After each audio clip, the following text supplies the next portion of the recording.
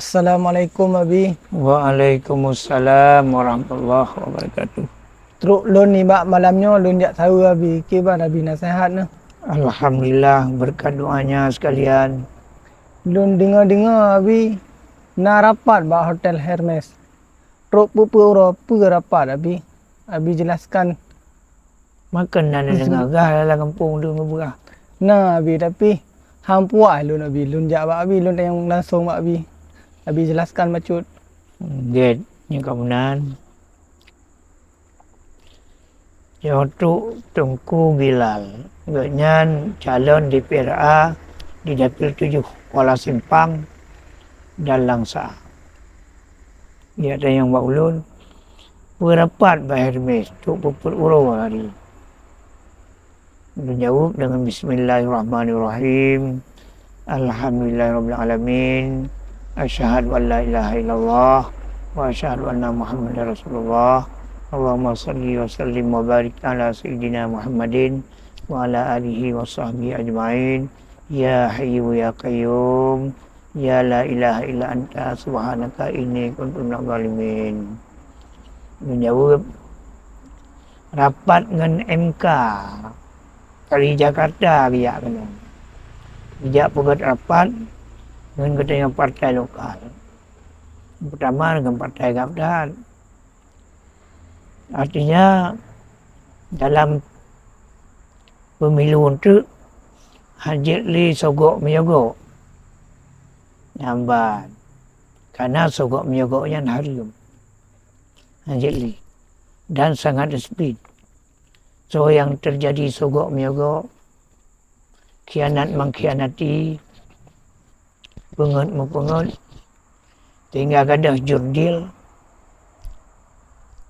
nyawa akan kena sanksi hukum. Siapa saja. Makanya bagi orang yang terima sogok menyogok, dan apabila suara yang betul. Ini masalah. Berjujur, berahsia, beradil, manaji betul.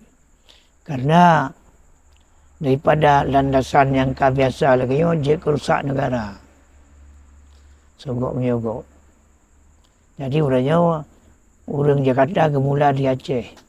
Bekli sogok menyogok. Betul, beramanah, bertajunjung tinggi, nilai-nilai undang-undang. Ini masalah lagi. Mangat udip aman damai. Peng jajak lanang lu tapi peng ada. Namban bekli.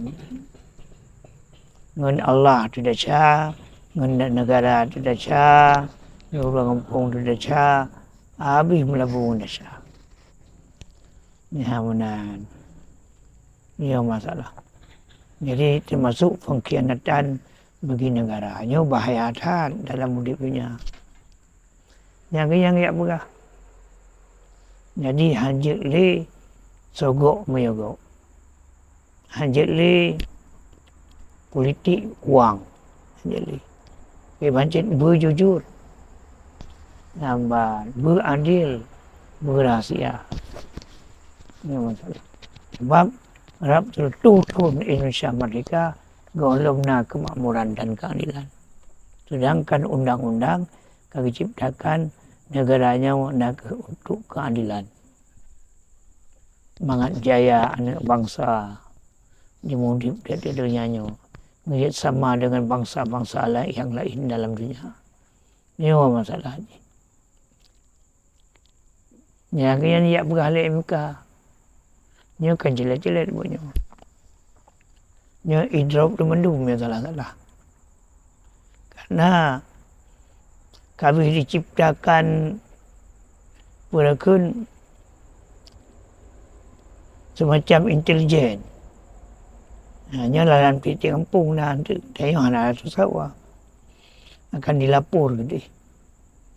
Namban. Ini masalah. Jadi yang janji jauh. Yang nak berkenaan nak bergalam ni kan. Kiban nak resep.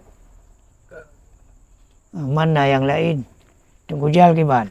Nah balun macam ni.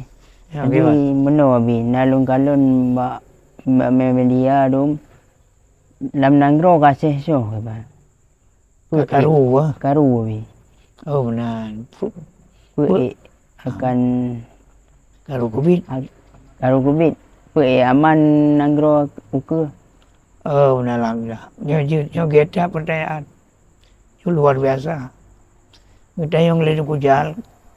Yang semacam koordinator dan humas dalam perjuangan Gaptat. Yang pertama bahagian barat selatan. Yang bahapi ubud dakalan gonda deji. Ya mana gijak tanya.